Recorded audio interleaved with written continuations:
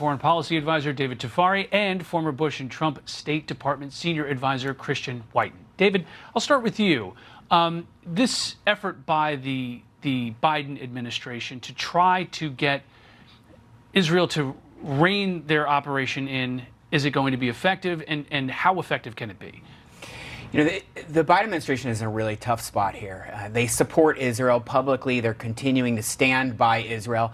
But you look at what's happening in the UN Security Council, where all of the other Security Council members are putting pressure on the U.S. to compromise on a resolution that would be somewhat critical of Israel. The U.S. has been holding out. It's vetoed 2 previous resolutions. It's not agreed to the language yet. But how long can it withstand that? And Israel, how long can it withstand the international pressure that it is getting? We saw today France, which stood by Israel right after October 7th. Emmanuel Macron said some things pretty negative about Israel, said Israel can't destroy Gaza in the process of trying to defend itself. And so that also affects the U.S. France, the U.K., other countries that are now pushing against us in the Security Council are also important for the U.S. to keep on our side. Yeah, Christian, let's talk about what some of the Europeans are saying. This is from Emmanuel Macron. He says, quote, "We cannot let the idea take root that an efficient fight against terrorism implies to flatten Gaza or attack civilian populations indiscriminately."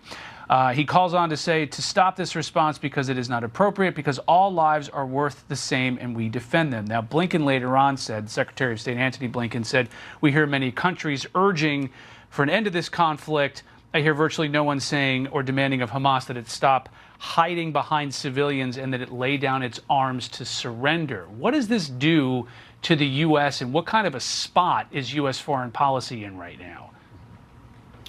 Well, like most Americans, Rich, I don't care about the UN or what the UN thinks, and I don't care about what France or the French president thinks. I mean, we've once again been reminded about the brutality of October 7th. More than 1,100 people killed, including the elderly, infants.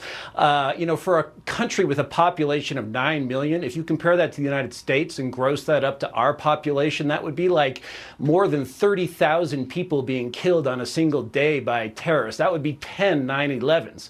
And thankfully, the Prime Minister of Israel has more fortitude than the Biden administration, because the critical thing here is not to make life copacetic in the salons of Europe or in the corrupt, crooked, useless UN Security Council. It's to defeat Hamas. It's to ablate it, to obliterate it as a political military force and replace it with something else that is not a terrorist army on Israel's border.